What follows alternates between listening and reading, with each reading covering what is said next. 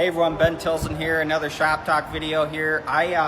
Just gonna take a moment to explain to you why it's so important not to neglect steering and suspension components. We have a car in the shop, they were hearing some noises while driving.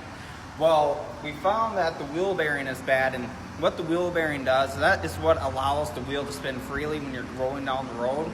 Well, this wheel bearing is super bad. As you can tell, you can literally move the tire freely, just applying a little bit of pressure. This tire and wheel bearing is unsafe for roads.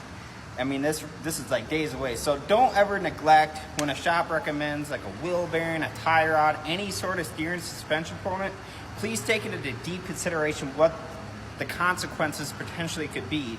Because as you can see, this tire is literally could fall off any day. So please, please, please never neglect steering and suspension components, and make sure whoever you bring your car into, make sure you get that taken care of right away.